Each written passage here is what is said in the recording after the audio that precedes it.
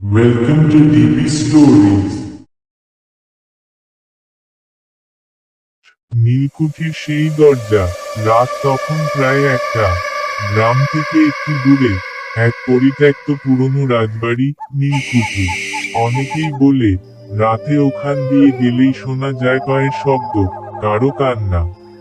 কিন্তু রাজু, সদ্য কলেজ পাশ করা এক শহুরে ছেলে, সে এসব গল্পে বিশ্বাস করত না।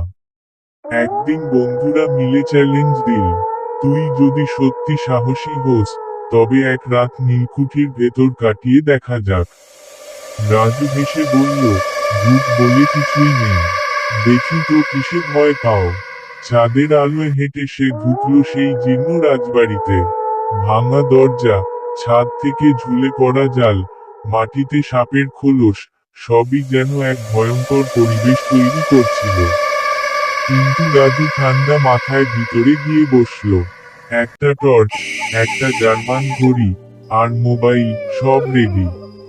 প্রথম 1 ঘন্টা কেটে গেল শান্তিতে, কেবল ছাদের উপর ইঁদুর দৌড়ানো শব্দ।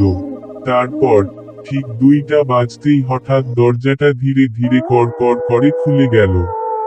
কেউ নেই, হাওয়া বইছে না, জানালা বন্ধ। রাজু একটু ভয় পেলেও নিজেকে বোঝালো, এটা নিশ্চয় বাতাসে খুলেছে।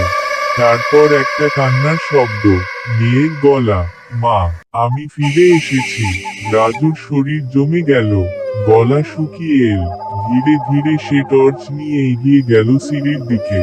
টর্চের আলোয় দেখা গেল, সিঁড়ির মাথায় একটা মেয়ে দাঁড়িয়ে। সাদা শাড়ি, ভেজা চুল, চোখ দুটো লাল টকটকে।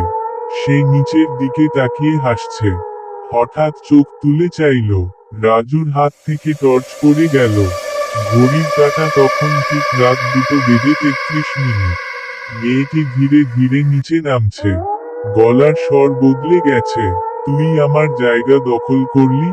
রাজু ছুটে পালাতে গেল, কিন্তু দরজা যেন বন্ধ হয়ে গেছে। তাকে জোরে টেনে নিল এক ঠান্ডা হাত।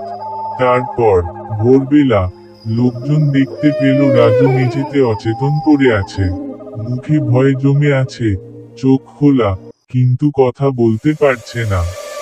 তাকে হাসপাতালে নেওয়া হলে ডাক্তার বলে, সে গভীর শকে আছে, মুখ খুলছে না। আর রাত 2:33 বাজলেই চিৎকার করে ওঠে, সে আসছে। আজও নীলকুঠির সেই দরজাটা রাতে খুলে যায়। আর কেউ একজন বলে, আমি ফিরে এসেছি।